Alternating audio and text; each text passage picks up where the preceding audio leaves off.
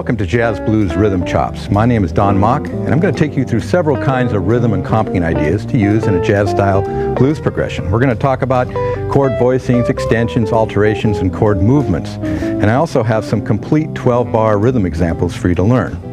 Now, although we're focusing in on the jazz blues, all the concepts in this video can be applied to standards and contemporary jazz compositions, as well as other styles of music like funk, blues, pop, and even country. The 12-bar jazz blues is a great vehicle to learn jazz comping because it's a simple chord progression we all recognize. Yet by adding a few substitutes and chord movements, it can be made very complex. The word comp or comping is short for accompaniment, and the ideas I'm going to present here are for comping in a group situation, usually with a drummer and a bass player, maybe a piano player or horn player, or even a vocalist. We'll explore the various roles the guitar can play in a group, from playing simple rhythm backgrounds to playing chord punches like a horn section or even sounding like a piano. And remember, you're going to spend a lot more time playing rhythm than you are soloing, so it's a very important skill to get down. So we got a lot of things to do. Grab your guitar because I'm going to ask you to play along in this video, and I'll give you some notes to tune up. Here we go. Here's my high E string.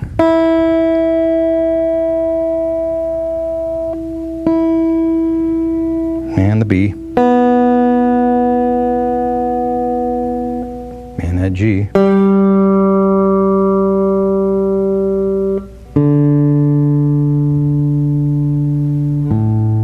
there's the A, and play a G7 chord.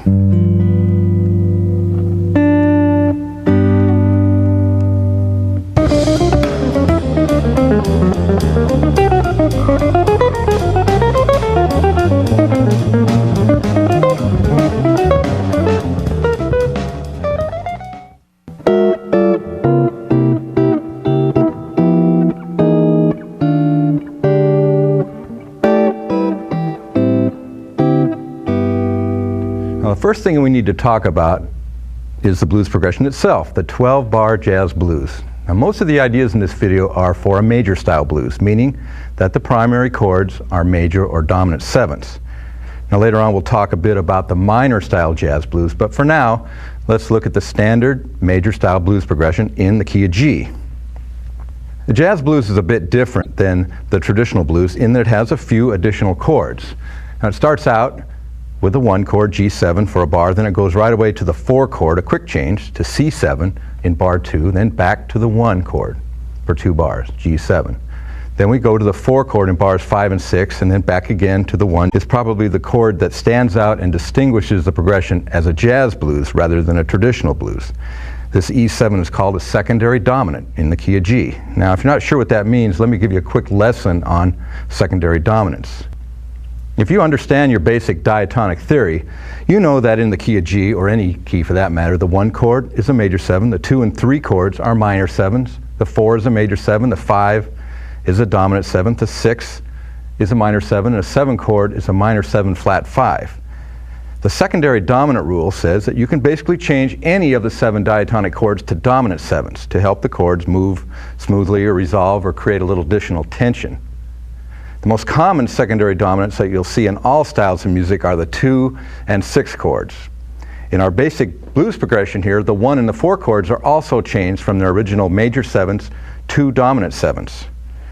Now, looking back at the chart, there's our 6th chord in E7 in bar 8. Now, this is a secondary dominant, and it started life as a minor 7 chord, the 6th chord in the key of G.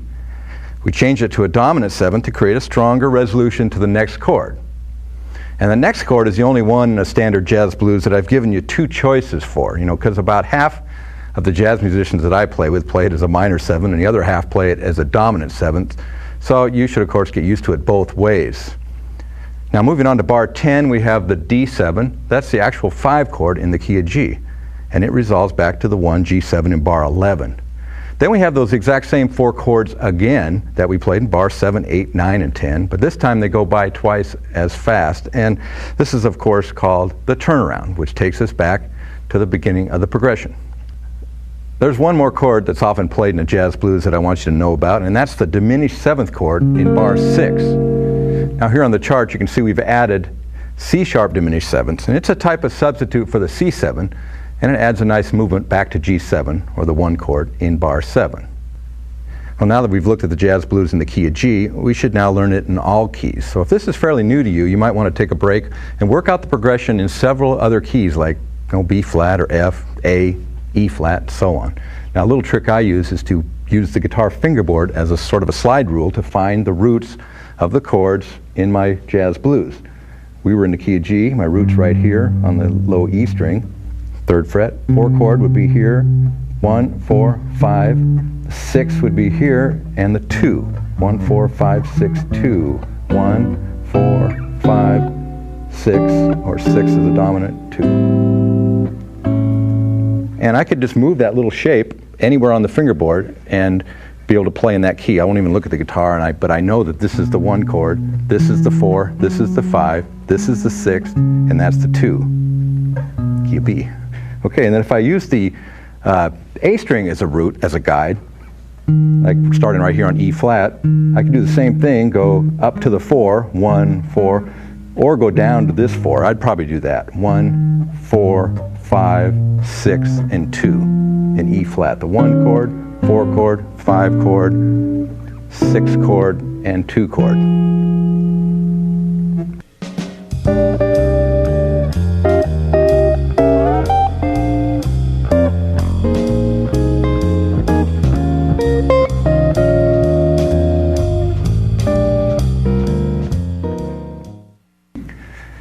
Now coming up in this section, we're going to learn some useful chord voicings for our jazz blues. Now of course there are thousands of possible chords on the guitar and you can spend the rest of your life working on them, but I want to show you some of the most useful and practical voicings that even the best players rely on every day. Now from our jazz blues progression, you know that most of the chords are dominant 7ths. So we'll spend most of our time with the dominant family. Now this consists of not only dominant 7ths but also extended dominants like 9th chords, 11ths, and 13ths.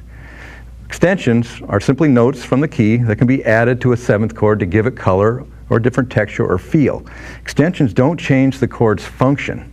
So what we'll do is we'll go through a blues progression, maybe this time in the key of B flat, and we'll go chord by chord, and I'll show you some of the voicings you can choose from. One more quick thing. The reason to learn several voicings of a given chord is to have the ability to play melodic comp patterns. The top note of a chord is usually heard as the melody note. So by knowing several voicings with different top melody notes, an improviser can play an improvised accompaniment. And that's what comping is to play a counter melody like the bass player plays, or a piano player, for example.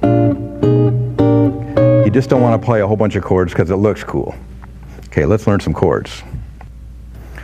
Okay, here's the first B flat 7 chord I want you to learn. It only has 3 notes. You don't need to play big fat voicings on the guitar. You only need to play 3 or 4 note voicings. They sound the best. In fact, this 3 note one I want you to think of as your home bass dominant 7th chord for this position. We're going to learn 2 positions of dominant chords. It's got the root, the 7th, and the 3rd. Now if you're strumming chords with a pick, you're going to have to become a wizard at muting strings. I'm hitting all 6 strings, but you're still only hearing 3 because my finger's laying across the other strings, deadening it. It's a technique that just time will help you develop it. Your ear subconsciously gets tired of hearing those open strings ring, so eventually you will develop the technique to mute strings.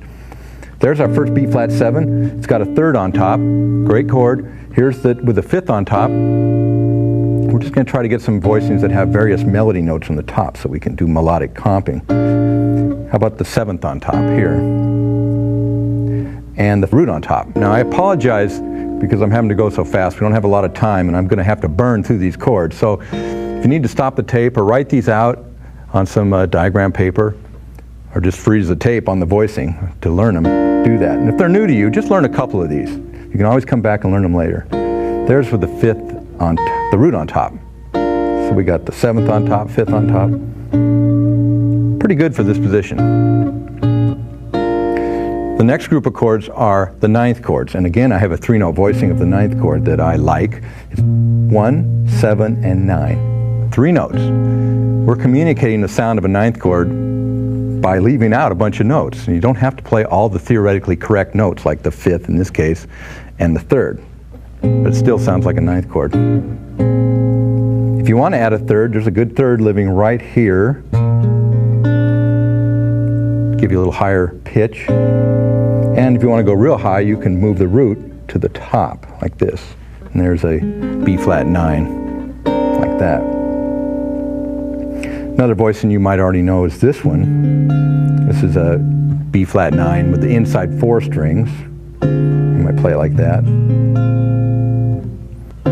That's 3, 7, 9th, and 5th. You could add that root on top, or just play those notes. Pretty good for a 9th chord. I like these 3 right here. This one I showed you. Be able to play those 3 together. Real nice group. Now moving on to the next group of chords are the 11th chords. I'm going to categorize all of the dominant suspended sounding chords into one family, 11th chords. Because some of these chords aren't theoretically 11th chords, but they have that sound, that suspended 11th-y sound. This is one right here, B flat 7 suspended. I'm going to call it an 11th chord because it's the same thing basically. 1, 7, 11. Or I can keep my 5th on top, 1, 7, 11, 5.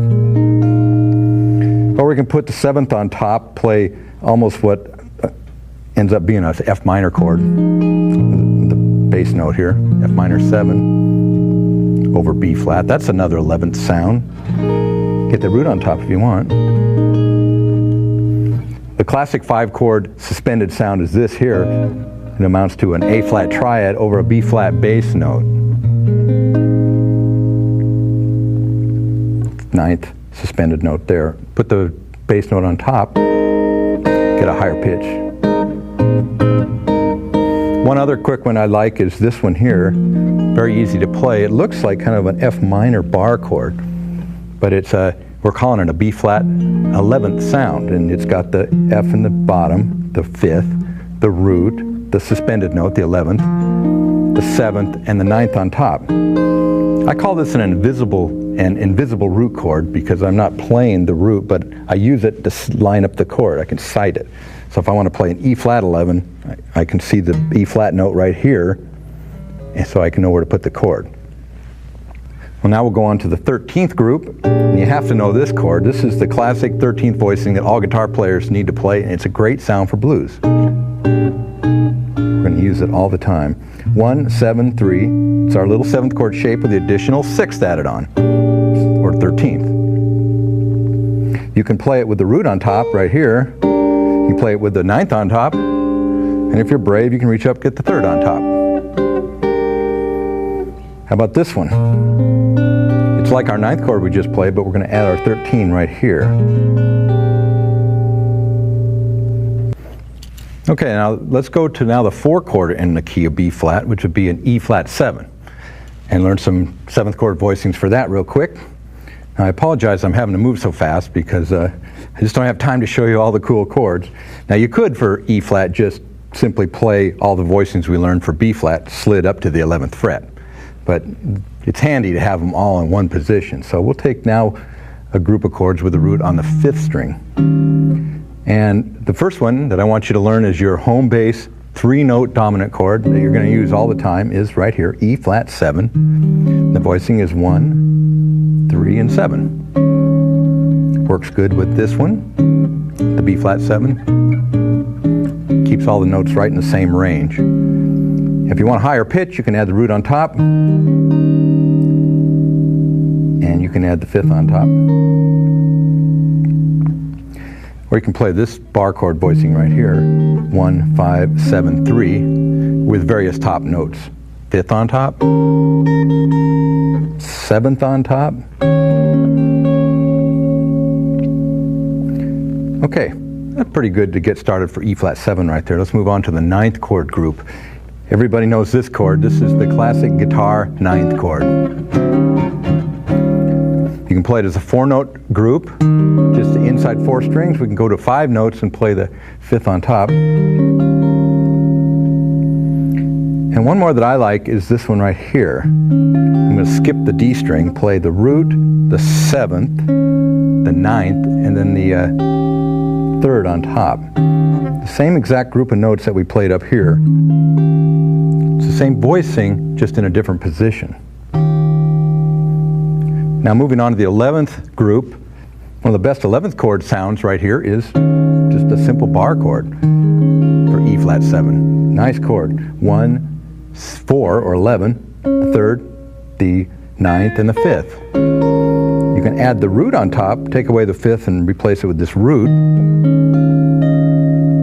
It's a nice, almost piano sounding voicing. And another one that people use would be D flat triad over E flat. That makes for a good suspended sounding, 11th sounding E flat chord. Okay, and then the final group is the 13ths. You have to know this one. E flat 13. It's the same as our 9th chord with the 6th note or 13th added. And one other chord I like, voicing of a 13th in this position, is right here. Sort of a darker version. It's got the 7th in the bass, it has the 3rd, it's got the 13 here, and then a root on top. You could add a 9th on top, you could add a 5th on top.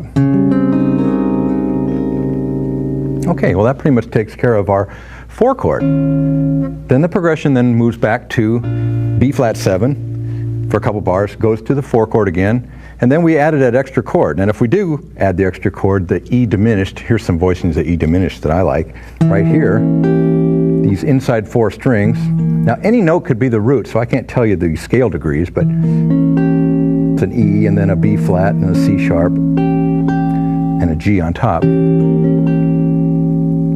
And then the same 4 notes are right here. So that's a good voicing of diminished. And I also like this one right here. The bass note with a B flat, the G here, the C sharp there, and the E on top. Remember, all these chords have 4 different names. This is either a B flat diminished, or it's a G diminished, or it's an E diminished, or it's a C sharp diminished. So you don't need to learn a bunch of voicings. All you do is slide these up. But work on the 3 together, like this. If you go to this position, then these 3 live right here. So that pretty much sets you up for life for diminished chords. Then the progression goes back to the 1 chord. Then it goes to the 6th chord, our secondary dominant 6th chord. A couple special rules about the secondary dominant 6th chord. Now I can't go into a big lecture about theory here, but certain extensions on a 6th chord don't sound so good. The secondary dominant 6th chord thinks it's going to a minor chord. It's a dominant chord resolving to minor. G7 resolving to C minor. So extensions like the natural 9 and the natural 13 sort of distract from the minor resolution. So for now, I'm going to give you a quick rule. On the secondary dominant 6th chord, just play a straight 7th chord.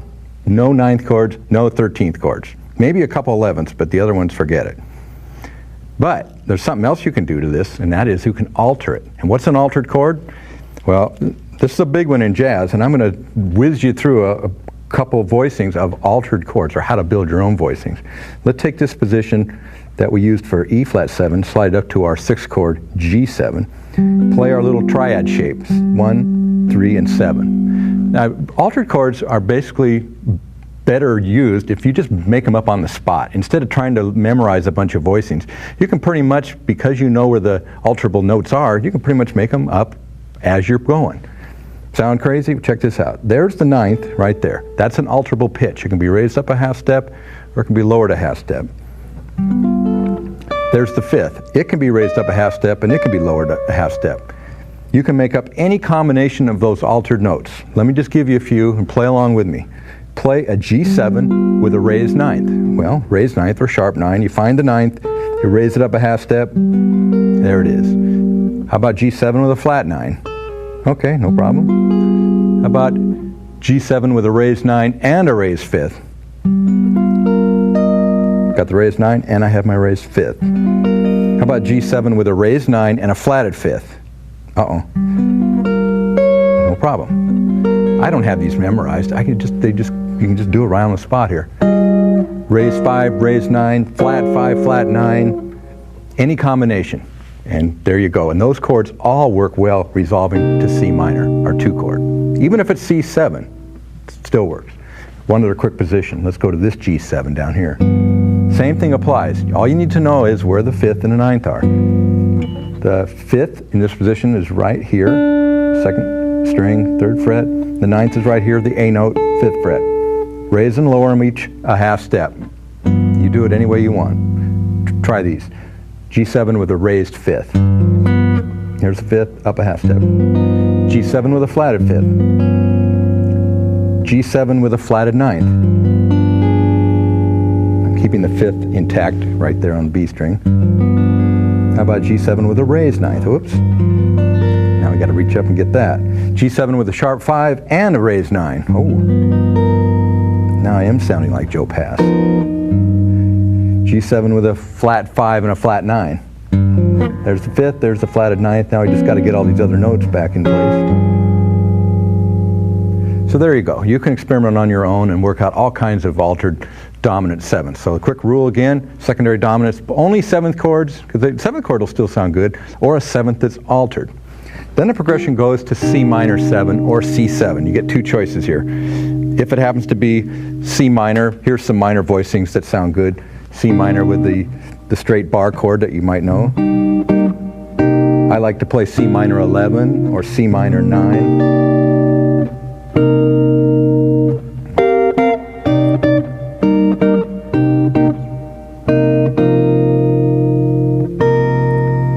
There's a lot of possible C minors, and of course you can get a chord book and learn hundreds of them. If it happens to be C7 that you decide to play as a dominant chord, all of the chords we learned for B flat 7 are the same. Just slide them up and play C11, C9, C13, any of those will work. Then the progression in the key of B flat goes to the 5 chord, F7. Now what's F7? F7 is the actual 5 chord in the key of B flat. And it's open season on the F7 chord as far as doing things to it. You can raise and lower the 9th and the 5th and play it altered, and you can play it extended. So you can play all those extended voicings, the 9ths, 11ths, and 13ths, and you can play them altered, which means you can come up with combinations like a 9th chord, F9 with a sharp 5, or F13 with a flatted 9th. Now, I know I'm going pretty quick, but that's really the bottom line. It never gets any more complicated than that. That's really how chords are built. And you can pretty much make these up on the spot. And as far as where we are in our progression, we're now resolving back to our 1 chord. Then it does the 6 again, and the 2, and the 5. Same chords over again, so nothing changes. So that pretty much takes us through the progression. And now that we've learned some chords, we better learn some rhythms now. So that's coming up next.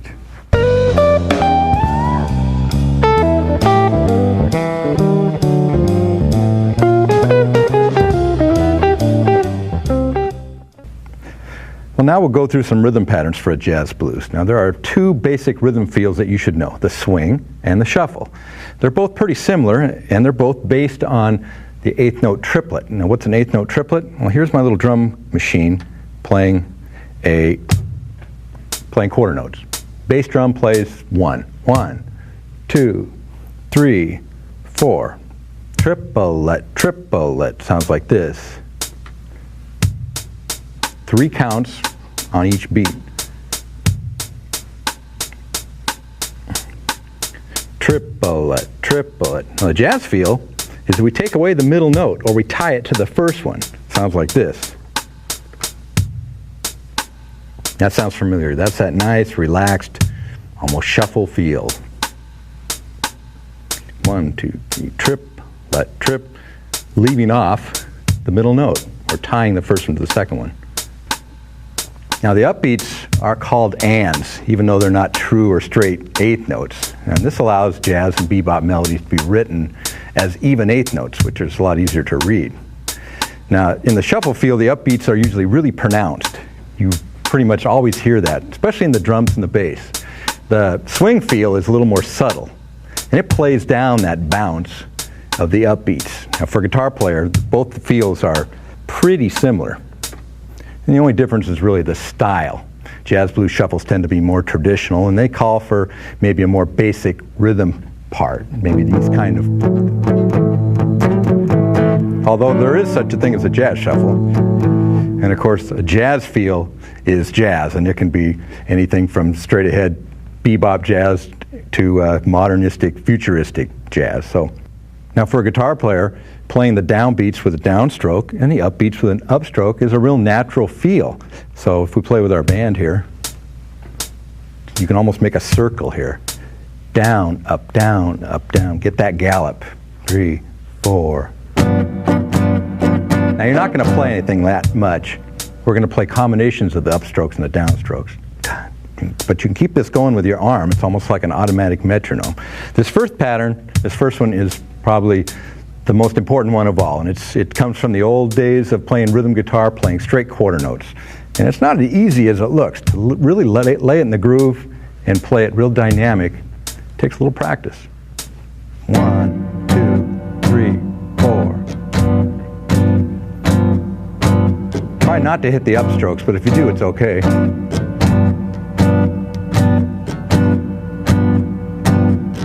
And if we went through the progression,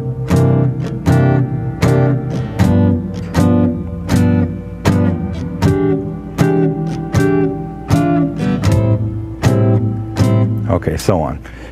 Now the next one I have is a little variation of that. This time we're going to play downbeat on 1, downbeat on 2, downstroke on 3, and an upstroke on the 3 and after 3. 4. 1, 2, 3, and 1, 2, 3, and 1, 2, 3, and. Now what I want you to do with all these is go through the blues progression with every one of these playing each of these patterns. Let's go on to pattern number 3. It's a variation of the one we just did. We're going to leave off 2, the count of 2. 1, 3, and to 1, 3, and.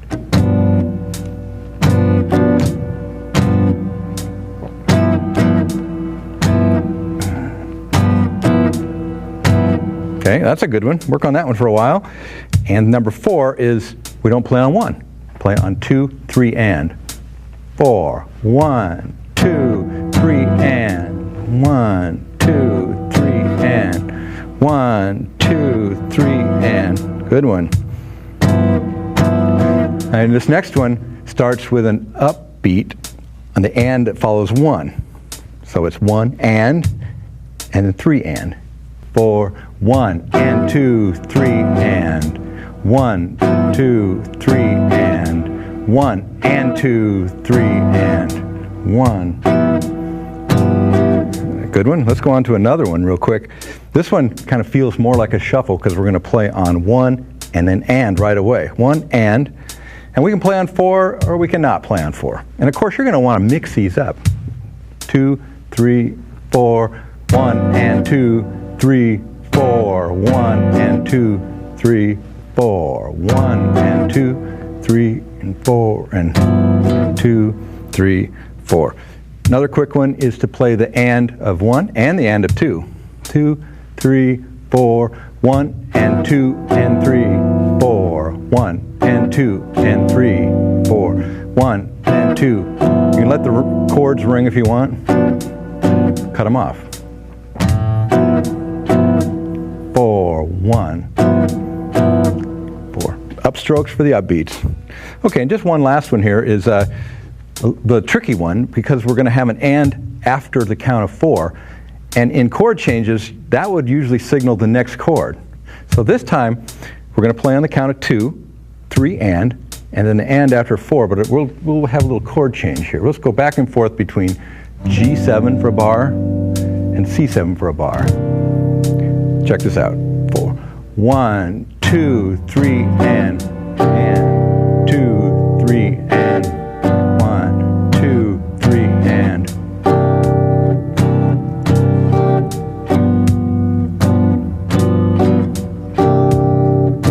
Little push.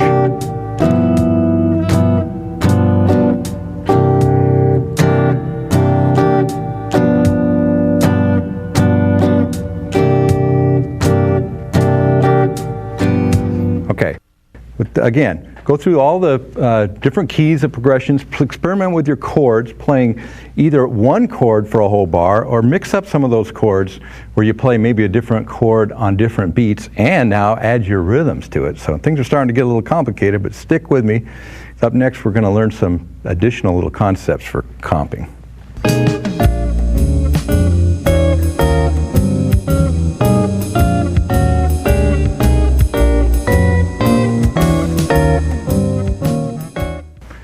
Okay, in this section I want to tell you about a technique that's one of the most powerful tools for an accompanist.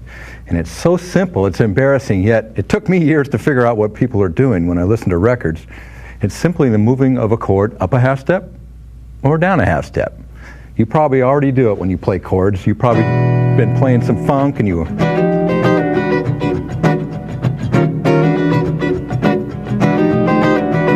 Well, that is a pretty big-time technique, especially in a jazz blues. So here's what I want you to do. We're going to go through a jazz blues in the key of G, and we're going to play straight downbeats, quarter notes. 1, 2, down, down.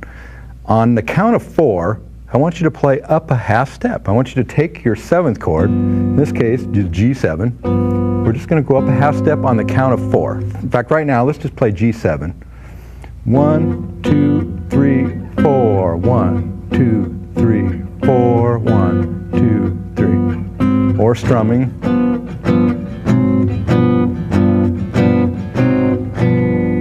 Okay? Now when we go through the progression, you're going to have to keep one thing straight, because when we change chords, we want to have that 4 be the chord we're going to. So let me go real slow and explain it. We're going to go G7, 2, 3, but now on the count of 4 we go to C sharp 7 to C7.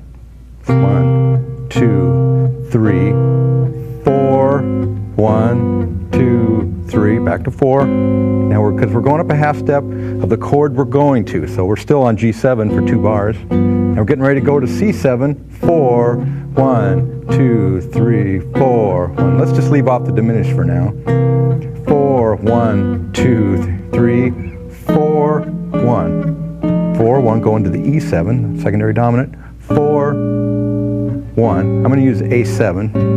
2, 3, 4, 1, 2, 3, 4, 1, 2, 3.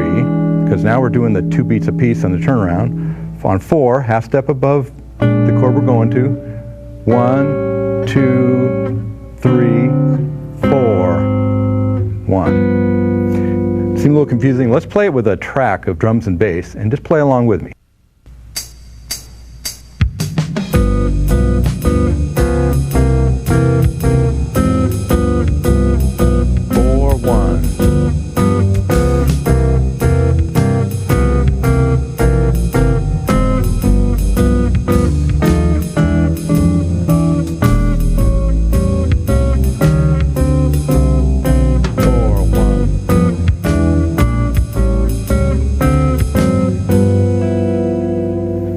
Pretty good. Now you can practice that several times.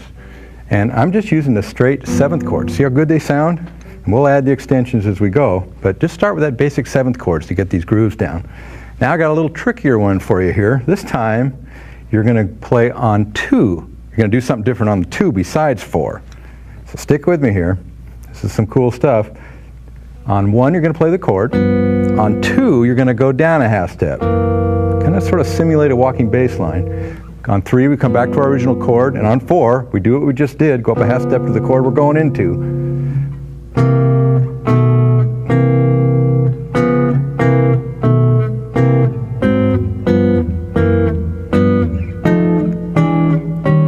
Just on 2, we play this weak chord to create some movement. It gets a little tricky here.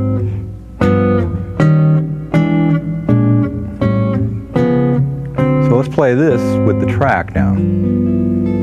Here we go, same one.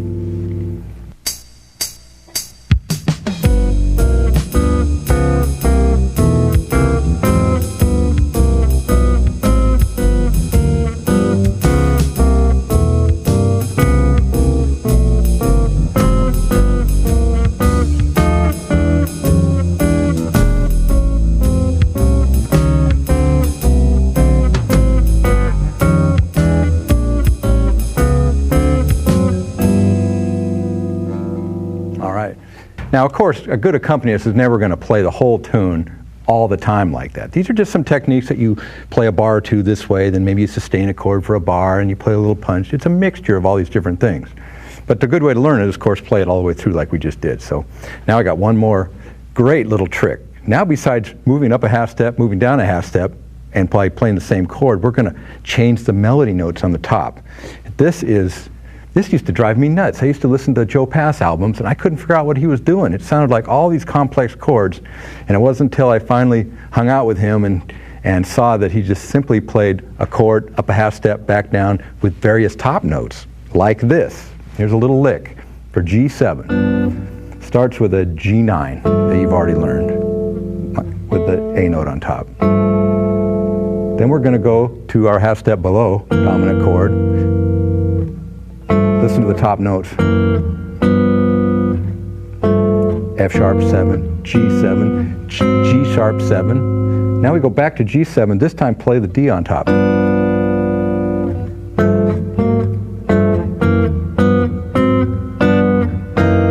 Now we're going down and playing G flat 13th to continue our line going up, then G13, and then G sharp 13. You with me?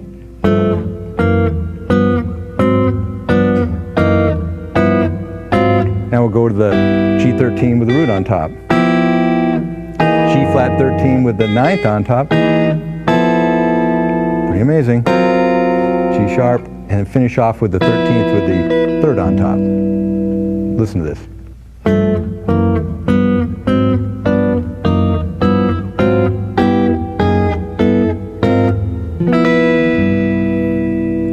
All right, so now I have a couple little tunes to teach you. These are complete 12-bar comps, and I just want you to learn them just as they're written there. And after you learn them and play with them for a while, you should be able to borrow some of the ideas in your own comping, and you're on your way. All right, this first example is in the key of B flat. It's going to utilize all the things we just did, up a half step movements, down a half step, and it also includes some of the melody movements that I just showed you from that little lick. So I'll play it with my track first, and then I'll show it to you. We'll go through it. Here we go.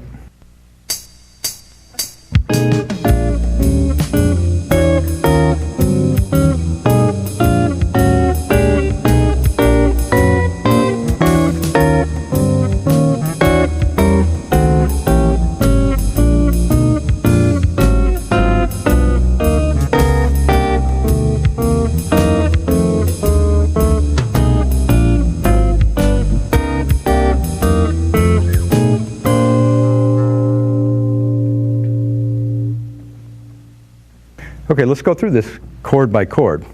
It's all quarter notes, so it's pretty easy to play.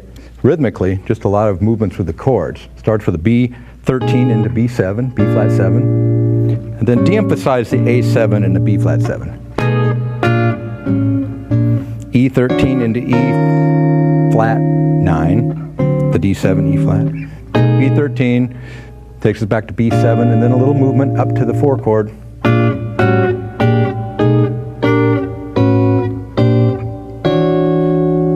And then we land on the E flat 9 chord.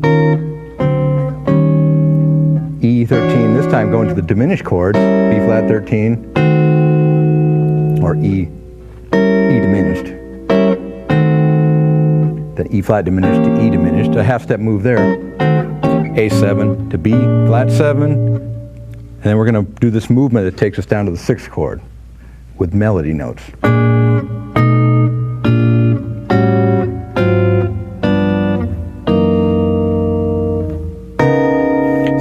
Sharp 13 into C9, our movement. F sharp 13 into F7. Here you have to use some open strings to play the E7. That's not too bad. Then our turnaround.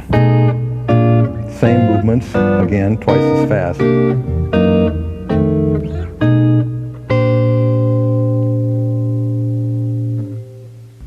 Okay, now I have another little example comp, 12 bars, that also uses the same principles, a little bit different. This one's definitely inspired by Joe Pass, and it has some of the melodic movements and some punches. Just check it out. I'll play it with the track, and then I'll show it to you.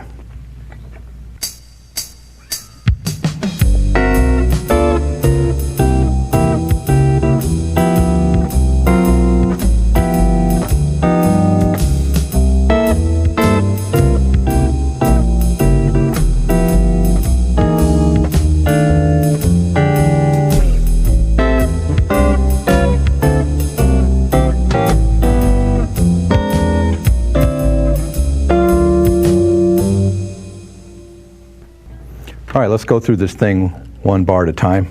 By the way, it's in the key of G, and it starts off with this A flat 9 chord with a sharp 5 on the and of 1. 1 and, like that. And we're just playing the tops of the chords. We don't have to play bass notes all the time here. It goes into this G9, C13, C sharp 13, into C7 for 2 counts, C sharp diminished, then a nice G13 that I showed you earlier. Goes up to G sharp 13, and then G13 again. This time let your finger off. It gives you what you might call a G7 sharp 5, setting up the 4 chord, which is now C7. And we're doing our 13th now with the little finger added.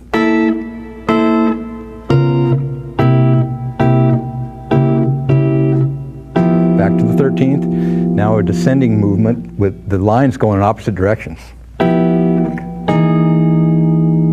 Same thing again. And this is just sort of a weird way to play E7 sharp 9. So you get that nice movement.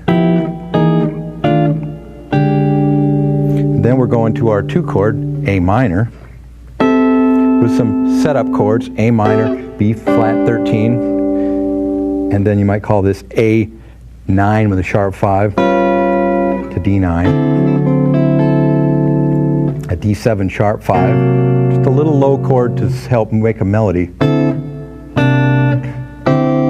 and then a C over D, G diminished, G13.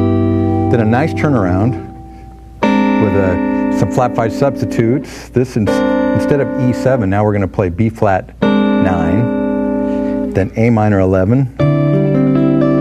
If you want to get the bass note, you can. You don't have to. And then this cool chord, a version of D7. It's got the 3rd and the 7th, but then it's got a flat 9 and a sharp 5. That's why we're calling it D7 sharp 5 flat 9.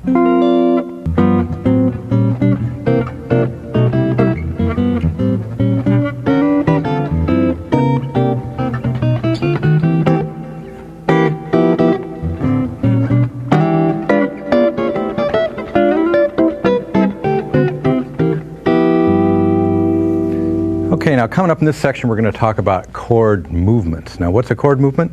Well, a chord movement is a phrase of chords. Just like you probably learned some single note melodies or licks, playing maybe blues or rock or something, you can do the same thing with chords. And some of the great chord melody players have worked out phrases of chords for various progressions, like 2-5-1s and 1-6-2-5. And I want to show you some really nice little simple phrases. These ones only have 4 chords in them that you can superimpose inside your blues progression.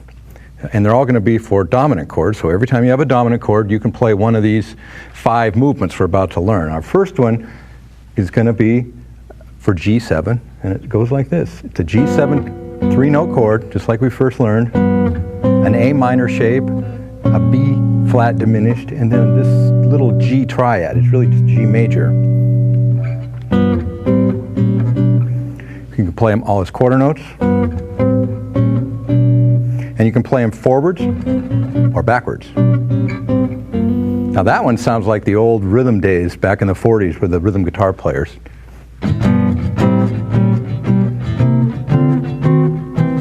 And they create sort of this movement low, in this case, like a bass. And it can sort of harmonize with the bass parts.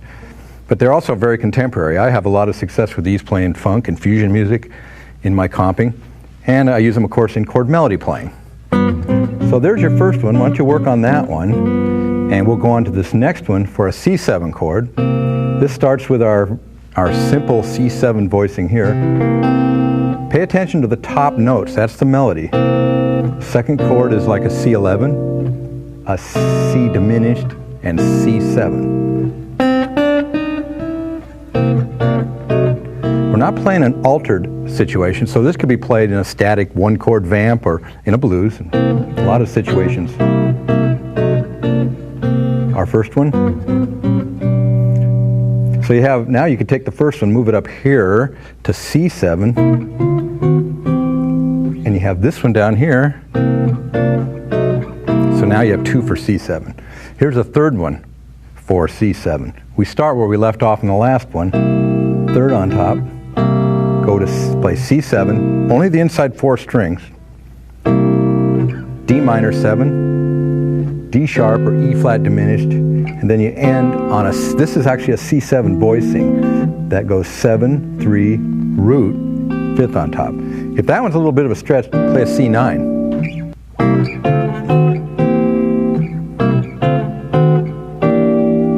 They both sound fine, and you just go backwards the same way. Connect the second one and the third one together.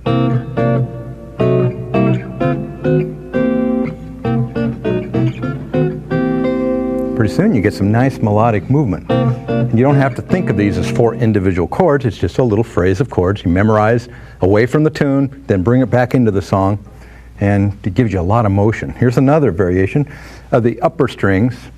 This one has the root on top for G7 or G13. Play go G13 to like a G11, the diminished chord, B flat diminished. And this is a G7 voicing right here. 1, 5, 7, 3.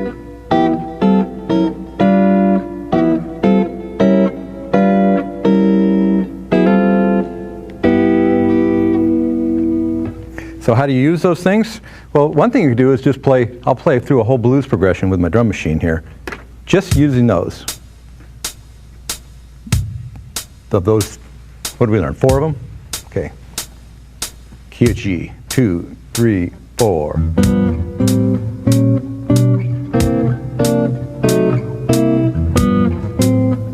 I'm bored, go backwards. Backwards. The E7, secondary dominant. You can play it for that one. 2 chord. Turn around, you don't have enough time unless you're really fast. Just play the chords in your half step. Or different phrasing.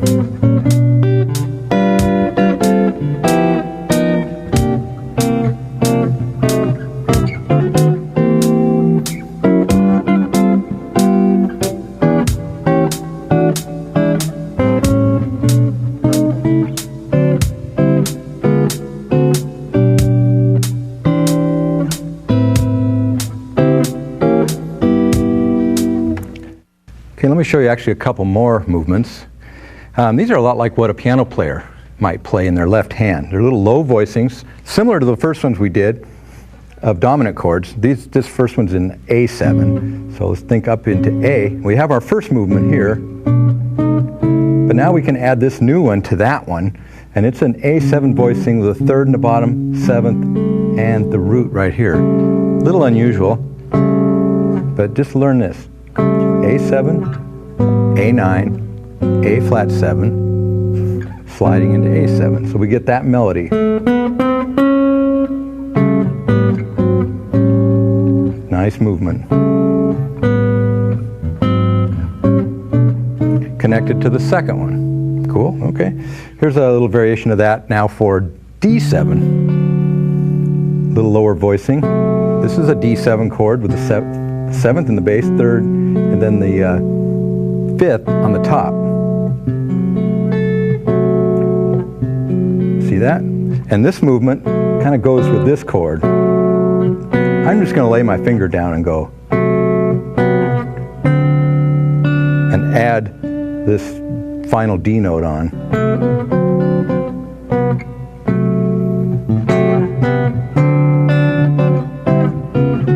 Now you can connect those 3 together, and you get a pretty long line now, right? You just have to work out the rhythmical phrasing of how you would use that. Okay, now I have a little piece to show you that features the first chord movements that we learned.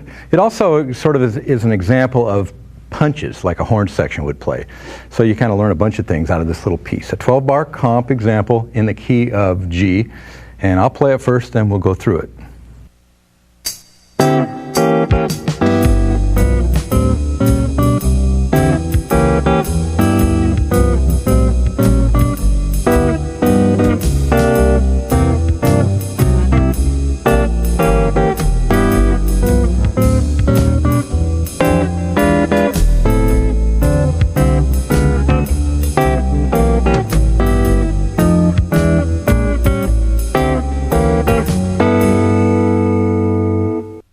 Okay, let's go through this thing one chord at a time. It starts on a pickup bar, actually on the downbeat of 2, 2 with a C over D chord, the 5 chord, and a diminished chord on 3, and then the and of 4, G13. Like imagine a horn section.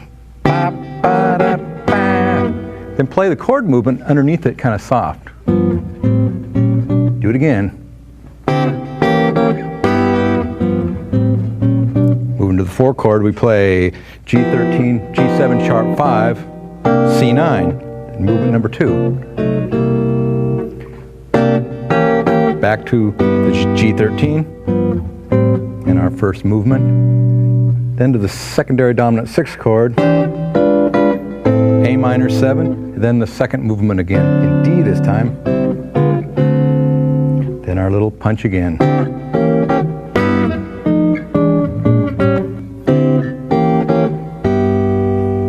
And then it sets itself up back to the beginning. So why don't we play it together here with our band. Remember, on the count of 2, play your little horn section pickups. 2, 3, 4, 1.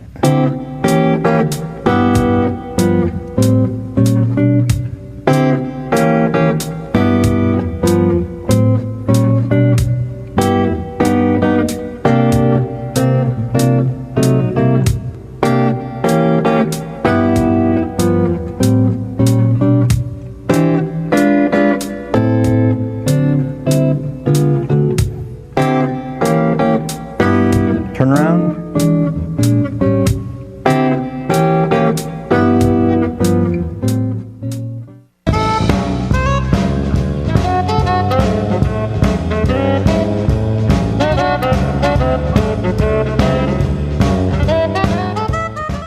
Let's change the subject a little bit and move into a shuffle feel. Now, certainly along the line somewhere, even in a jazz situation, you're going to be asked to play a rock and rolly shuffle in a jazz blues. So we want to talk about some of the feels. I got a great little comp pattern to show you, but first I want to talk a little bit about the picking. If you're using a pick in strumming, that's fine. You might want to use a little lighter pick so you don't have too much attack. So you can play light. I am one of the unusual players that plays with no pick when I comp. I usually put the pick in my mouth, and I play with just my thumb and fingers, kind of like a bad flamenco guitar player.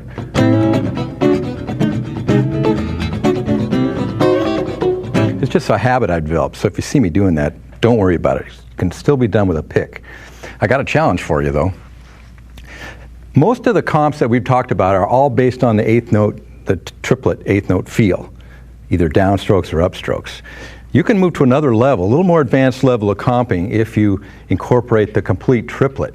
And the challenge is to play, I'm going to use my fingers now, to play a complete triplet with your right hand. Baku, baku, baku. Now listen to that with the drums here. On an A7 chord. 3, 4.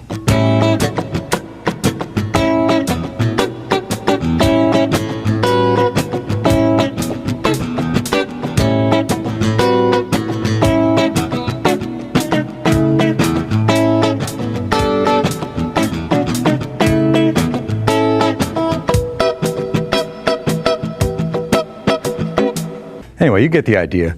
And you just have to sort of play around with that. Maybe a combination of eighth notes and triplets. That's what I was doing.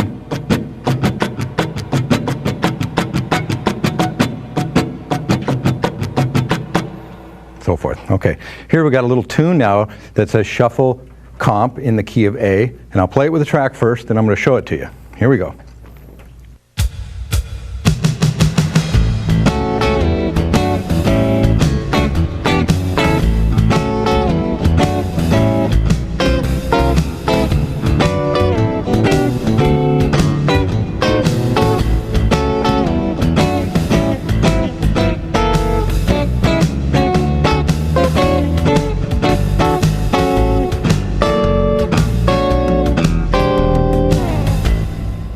Okay, let's go through this thing one chord at a time. Starts on the and of 1 with a bass note. You don't have to hit the bass note, but it's nice. And plays these real great traditional movement of chords using a 6 chord sliding down a whole step You hear everybody from B.B. King to John McLaughlin using that movement. It's an A6 to a G6, but when it's G6, it's really could be called A9. D over A and A7. Now you could do this little hammer if you like. These are just little triad chords with various bass notes. I just put in for effect.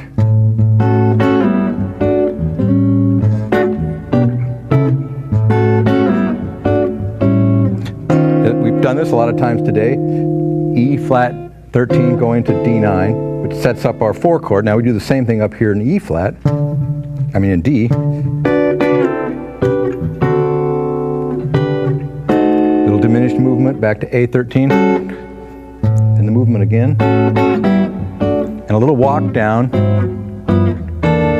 to F sharp 7, our secondary chord.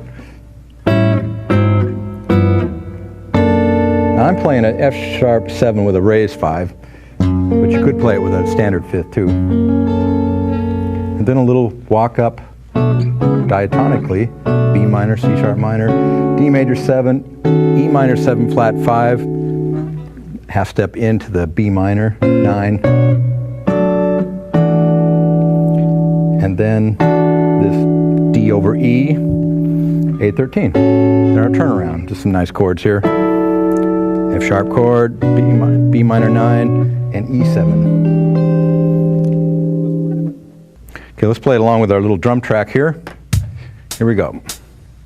1, 2, 3, 4.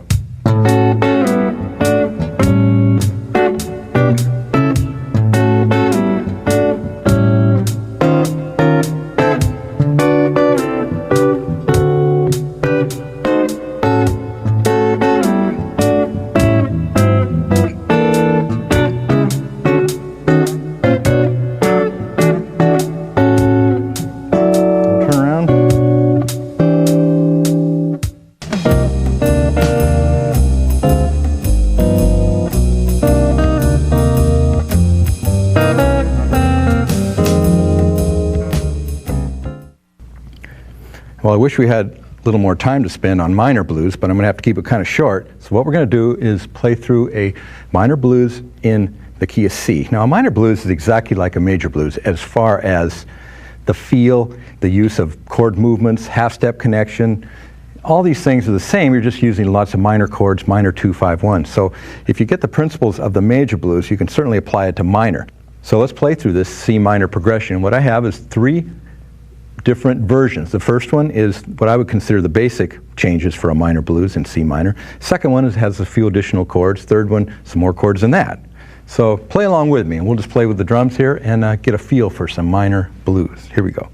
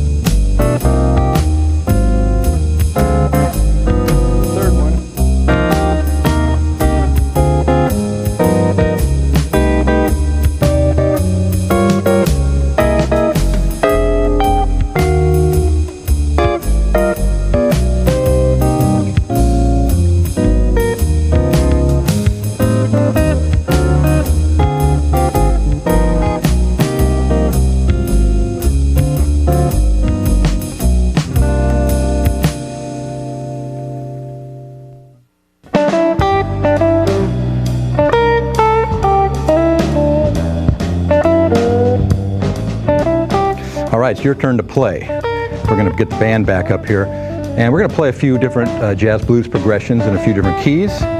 And I think I'll just play some melodies in some soloing over the top, and so you should practice applying some of the ideas we've talked about in the video. So just have a good time with it, play it over and over again, and then of course get out there and play with your friends, play with some musicians, and start applying this stuff. So have a good time.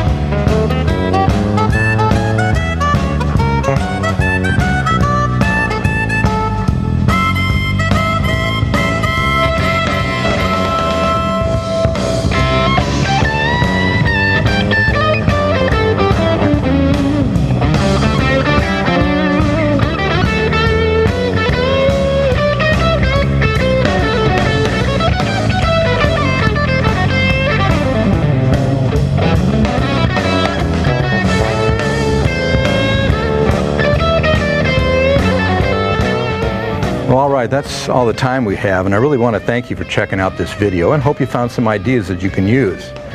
You know, the best way to get these things under your fingers is to put them to use as soon as possible. Try to get together with some other players or your friends and just play. Now, if you can't do that, get some play-along tapes or a drum machine or even a simple metronome. Now also, you really need to listen to as many recordings as you can of this style to get a true feel for it. Besides guitar players, listen to piano players for the way they use chords and textures, and listen to drummers for the rhythm accent ideas they use.